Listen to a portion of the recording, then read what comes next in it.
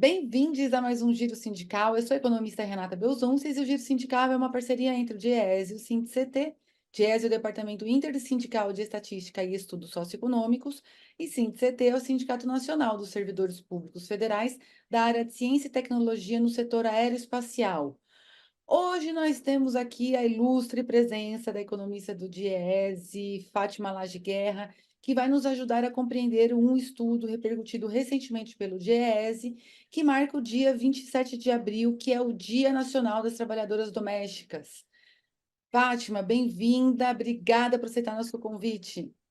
Obrigada a você, Renata.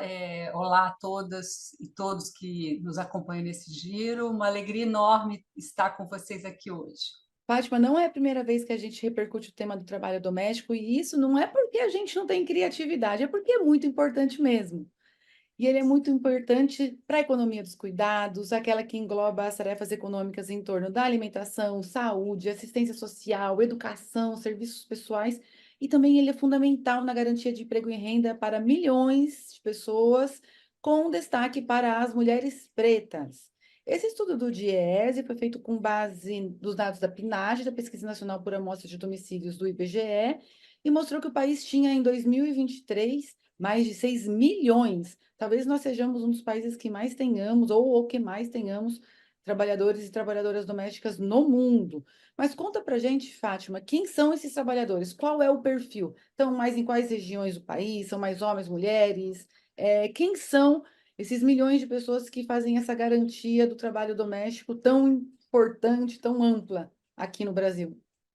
O perfil sociodemográfico dessa categoria, ele se mantém inalterado há muitos anos, né? A maioria mulheres, 92%, não é uma maioria qualquer, é quase que integralmente composta de mulheres. Mulheres negras, 67%, né? Então uma profissão que tem a cor da pele negra.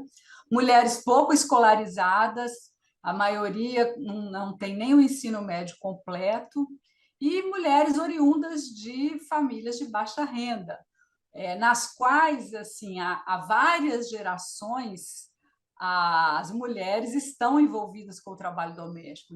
Ou seja, a bisavó era trabalhadora doméstica, a avó é trabalhadora doméstica, a mãe é, as irmãs, as filhas têm grande probabilidade de serem trabalhadoras domésticas também, né? Então, é uma questão geracional, né, que vai se reproduzindo esse ciclo, né? Esse estudo também trata de uma questão muito conhecida de quem realiza pesquisa sobre o tema, mas, sobretudo, das pessoas que estão diretamente envolvidas trabalhando, vendendo sua força de trabalho na condição de empregado ou empregada doméstica, que são as más condições de trabalho. Quando a gente fala das más condições de trabalho no emprego doméstico, sobre o que a gente fala, a que a gente se refere e quais são os principais problemas enfrentados principalmente pelas mulheres no trabalho doméstico? Olha, se a gente for ficar só nos aspectos econômicos, né, a gente vai ver que essa é uma das categorias que menos tem carteira assinada no país, né? A proporção de trabalhadoras domésticas sem carteira assinada é maior que 70%. Sobretudo entre as mulheres negras, esse percentual é maior ainda, né? O Brasil é um país que a informalidade é predominante, mas entre as trabalhadoras domésticas é maior ainda. A ausência da carteira de trabalho impacta a desproteção social delas, porque elas não têm condição de contribuir para a Previdência. Então, mais de 60% dessas trabalhadoras não são contribuintes para a Previdência. Isso vai se refletir lá na frente na dificuldade de se aposentar, enfim, né? Mesmo aqui, os benefícios da Previdência, no caso de licença maternidade, toda a proteção de acidente de trabalho, essa coisa toda que a Previdência garante, né, ao trabalhador formal, elas estão fora.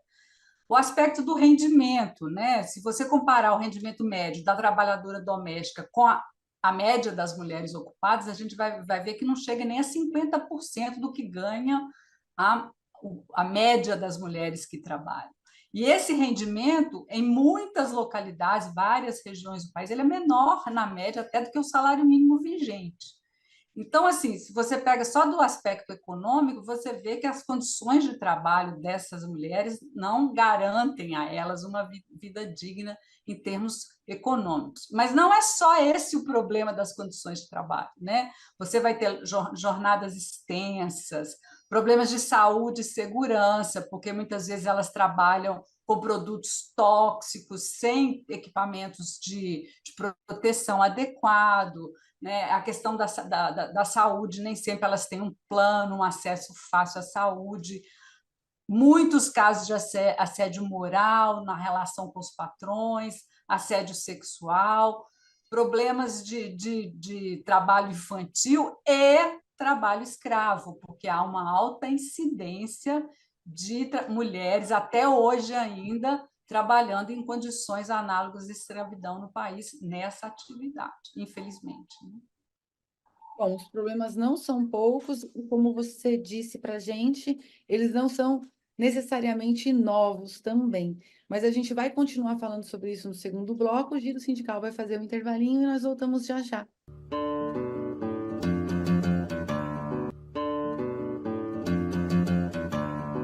O Giro Sindical está de volta e este programa continua a conversa com a economista do Diese, Fátima Lage Guerra, sobre o emprego doméstico. O emprego doméstico, muitas vezes, quando a gente trata sobre esse tema, e você fala 92% são mulheres, e aí alguém aqui da nossa audiência pode pensar, poxa, mas os outros 8% eu nunca vi um homem trabalhando numa casa de família. Quais são essas outras ocupações que também estão englobadas no emprego doméstico, para além daquela que a gente é remetido imediatamente, que é a da mulher que cuida da louça, da roupa, de crianças? É porque os serviços domésticos englobam também trabalhos de cuidado do motorista, o zelador, a manutenção da casa, né, que são profissões típicas dos homens, né? O caseiro, enfim, o piscineiro, a pessoa que faz esses serviços eventuais e não permanentes, né? Esse trabalho típico do cuidado da família e da limpeza, dos afazeres domésticos, que é mais identificado com a mulher, né? Mas essas funções outras são delegadas para os homens, geralmente, e, em geral, mais bem remuneradas do que o trabalho feminino. Bom, muitos pesquisadores, pesquisadoras do trabalho doméstico dizem, afirmam que há uma afirmação, que é uma relação muito forte entre o trabalho doméstico e o trabalho escravo no Brasil. A que a gente pode atribuir esse fenômeno? É uma herança da nossa história escravocrata? É algo que a gente ainda não passou para trás, uma página que nós não viramos? É uma relação que realmente a gente pode estabelecer? Que é essa relação entre o trabalho similar ao trabalho escravo e o trabalho doméstico?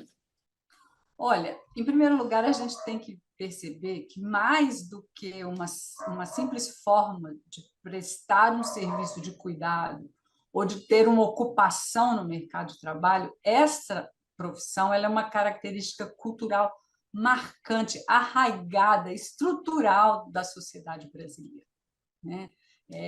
Isso nos diferencia de outros países, de outras localidades, né? E isso tem, com certeza, é uma herança da escravidão, porque foi um processo de libertação dos escravos, mas sem vir acompanhado de garantias de inserção dessas pessoas em profissões mais qualificadas, e, enfim. E a trabalhadora doméstica ela é uma herança das mucamas, aquelas que trabalhavam dentro da casa prestando serviço para os senhores. Junto com isso, uma herança também do patriarcado, né, que concedeu às mulheres a responsabilidade única pelo trabalho de cuidado das famílias. E mais ainda, uma herança da naturalização das nossas desigualdades, né, nesse país, as nossas desigualdades econômicas históricas. Então, esses fatores combinados, eles vão explicar por que a gente tem, de um lado, uma massa enorme de meninas e mulheres negras que se inserem de forma precária no mercado de trabalho, não têm melhores oportunidades do que essa para trabalhar, então é uma oferta abundante de mão de obra barata, e, de outro lado, um pequeno contingente de famílias com alto poder aquisitivo que podem comprar essa mão de obra, que é uma mão de obra relativamente barata, para fazer dentro de casa aqueles serviços que eles consideram cansativos, repetitivos, desagradáveis, enfim. E nesse meio todo, nessa perpetuação desse círculo dessas mazelas, digamos assim, você vai encontrar muitos abusos nessa linha do trabalho escravo, porque o país é enorme, a dificuldade de fiscalização desse trabalho é imensa. Então, até hoje vai ter sim mulheres, e a gente está sempre vendo aí os resgates, né, as operações que o Ministério faz de libertação de mulheres que estão aí trabalhando há anos nas casas, sem remuneração, sem liberdade de ir e vir, né? Mas é um pouco, eu acho que tem a ver com todo esse contexto. Então vamos lá. O estudo também que o Diese divulgou para marcar o Dia Nacional da Trabalhadora Doméstica também traz um dado sobre a presença dessas mulheres na chefia das famílias. E traz outros dados também sobre mulheres na chefia de famílias que são muito interessantes. Que de 38 milhões de municípios brasileiros, municípios de domicílios brasileiros onde há mulheres ocupadas, 51,4% são chefiados por elas. E quando a gente faz o recorte só daqueles domicílios em que tem a presença de mulher ocupada no emprego doméstico, esse percentual sobe para 57,1%. O que significa esse número tão grande, tão superior de mulheres que trabalham no emprego doméstico chefiando esses lares? E também o fenômeno, né, Fátima, de cada vez mais mulheres na chefia de famílias. Qual que é a sua análise desse fenômeno?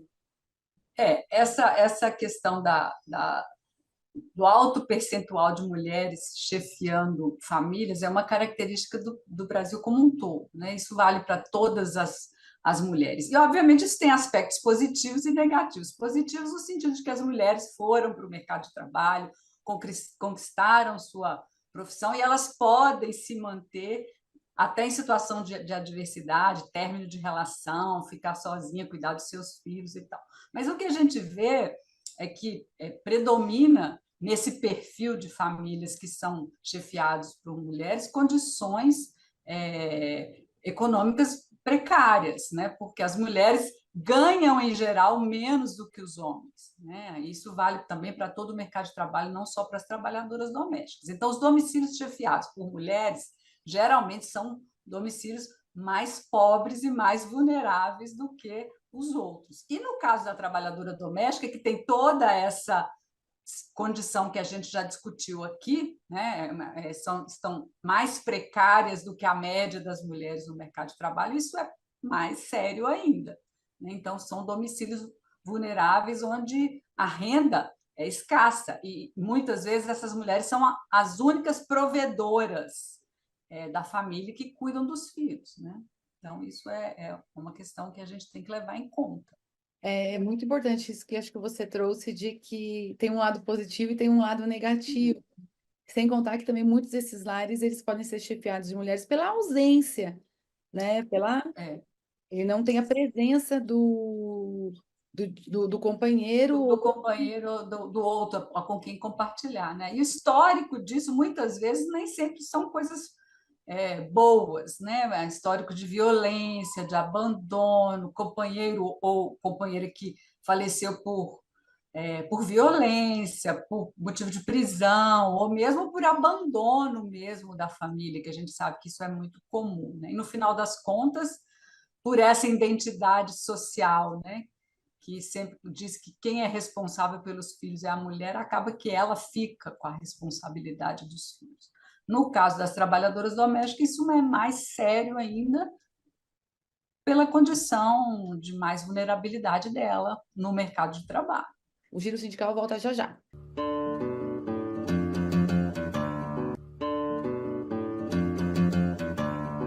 O Giro Sindical está de volta e a gente continua aqui conversando com a Fátima Laje Guerra sobre o emprego doméstico. Fátima, a gente teve a promulgação da Emenda Constitucional número 72 de 2013, que é a PEC das domésticas, e depois tivemos a regulamentação dessa emenda por meio da Lei 150 de 2015. que foi uma grande vitória para as trabalhadoras domésticas e foi uma grande discussão nacional.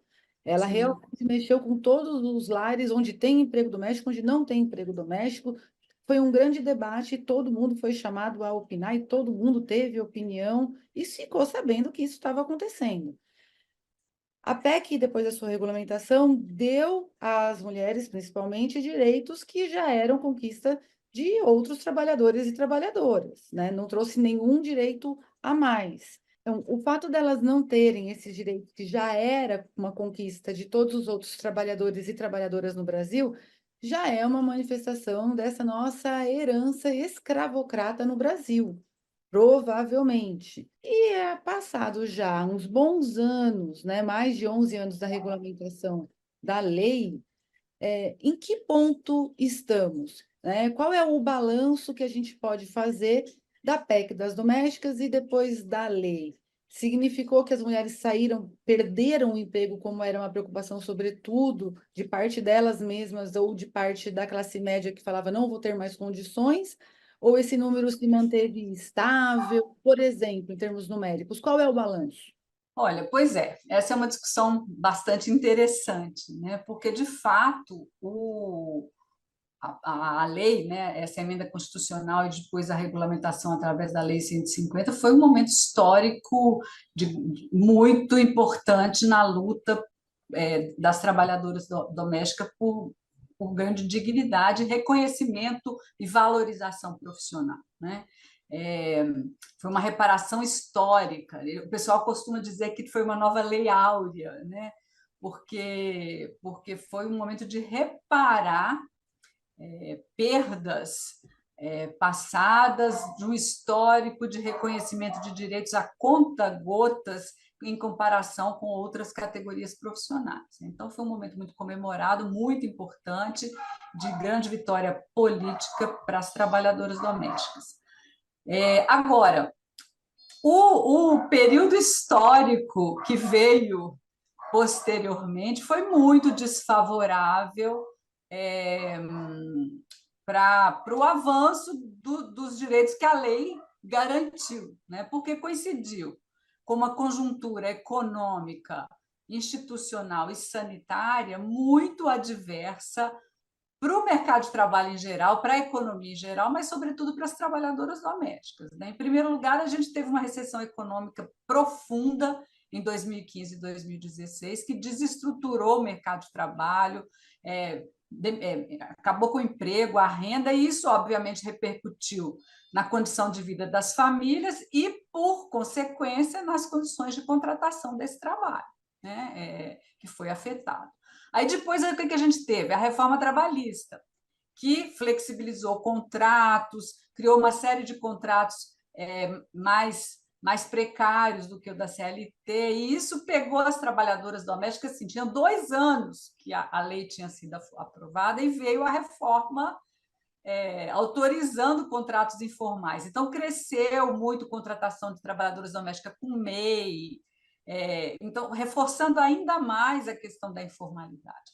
E, para piorar mais ainda, veio a pandemia, que foi muito cruel com as trabalhadoras domésticas, porque é um trabalho que exige presença, né? Ele exige presença, cuidado, estar na casa para fazer atividade. E o isolamento social se impôs e muitas foram demitidas. Então, esse contexto muito adverso prejudicou os avanços, né, das conquistas em lei. Então, mostra o seguinte, que não basta só a garantia da lei, você precisa ter uma conjuntura econômica também de promoção do emprego, da renda, para que essas mulheres melhorem também as condições de vida delas, né? O balanço, pelo que você trouxe aqui para a gente, ele é um balanço que, se a gente não coloca a nossa realidade, a gente não vai compreender esse ocorrido, o que aconteceu de um período para o outro, que a gente teve conjuntura muito desfavorável e que essas conjunturas impactaram muito e talvez com mais intensidade sobre o emprego doméstico, principalmente, por exemplo, no caso da pandemia, né? Que as pessoas realmente não queriam as empregadas domésticas porque elas vinham do ônibus, elas vinham de domicílios em que as pessoas estavam menos protegidas, elas também tinham medo de pegar Covid, por exemplo, né? E não é não é algo que não nos deixa ser marcado por essa realidade, que a primeira morte confirmada no Brasil foi de Exatamente, uma trabalhadora doméstica. Foi de exatamente. uma mulher trabalhadora doméstica negra, exatamente o perfil que você trouxe para a gente. Então, diante disso tudo, e fazendo essas mediações que você ajuda a gente aqui a fazer, na sua avaliação, o que é que falta para que a gente possa dar mais dignidade para o emprego doméstico no Brasil? É uma conjuntura econômica melhor? É uma fiscalização mais efetiva? É uma mudança de mentalidade? O que que precisa acontecer para que esse emprego doméstico ele seja valorizado? Eu acho que é um conjunto desses fatores todos que você está falando, né? Tem aspectos econômicos, legais, aspectos fiscais, é tudo isso junto. Por exemplo, a lei, ela foi uma lei muito importante, mas ela tem lacunas. Ela não reconheceu a trabalhadora doméstica diarista como uma profissional que tem direito a esses benefícios todos que foram garantidos para aquela que trabalha como mensalista. Por quê? Eles consideraram que só é empregada doméstica quem trabalha mais de 3 dias por semana no mesmo domicílio. A diarista ficou de fora. E a categoria hoje ela é predominantemente, cada vez mais, composta de diaristas, porque as famílias estão mudando, ficando menores, enfim. Né? Então, tem que incluir a diarista na legislação, porque isso aí as pessoas acabam substituindo as mensalistas pelas diaristas porque elas são mais baratas, porque elas não têm a legislação, a proteção. Né? Então, esse é um furo da lei, né, que ficou faltando. O aspecto da fiscalização também é outro furo da lei, porque não garante a fiscalização. Os mecanismos de fiscalização dentro dos domicílios são muito precários. Né? Tem o aspecto econômico, como eu disse, porque a conjuntura que promove o emprego e a renda permite que esse trabalho seja valorizado, porque você gera mais oportunidades no mercado de trabalho. Aquelas mulheres que não querem exercer essa profissão ou não podem se inserir em vagas mais qualificadas, elas saem e, com isso, você valoriza né, as condições de trabalho das domésticas. E tem questões também de qualificação profissional, de treinamento, porque essa profissão está mudando muito. Né? Hoje está crescendo cada vez mais o perfil da trabalhadora especializada, a cuidadora, acompanhando o envelhecimento da população, a cuidadora de idosa, a acompanhante. Essas pessoas precisam ser treinadas, qualificadas, porque não é um trabalho né, exige um tipo de qualificação diferenciada. Então, é preciso ter garantia de qualificação dessas mulheres, de treinamento para lidar com essas mudanças. Tem mudanças tecnológicas acontecendo no âmbito das residências e da forma de trabalhar. Vêm as plataformas digitais, muitas delas estão trabalhando através das plataformas. Então, tem todo um processo de qualificação para você lidar com essas mudanças tecnológicas, as mudanças no perfil da demanda da trabalhadora, que hoje não é mais uma babá, mas é uma cuidadora de idoso. Então, você precisa pensar nesses aspectos. Mas a gente tem uma coisa boa acontecendo aí, que parece que o governo vai né, anunciar, colocar está sendo preparado, em qualquer momento vai ser anunciado, uma política nacional de cuidados, onde a gente espera que um dos aspectos seja a valorização do trabalho dessa profissional, como de outros trabalhadores de cuidados, que são também, em sua maioria, mulher, e eu acho que pode ser uma oportunidade interessante para avançar na melhoria das condições de trabalho. Eu espero bastante que seja. Queria te agradecer demais pelo seu tempo hoje, pela ajuda que você nos deu aqui para compreender mais uma vez a natureza e a condição do emprego doméstico no Brasil. Obrigada, Fátima. Até uma próxima. Obrigada a você, Renata. Seguimos.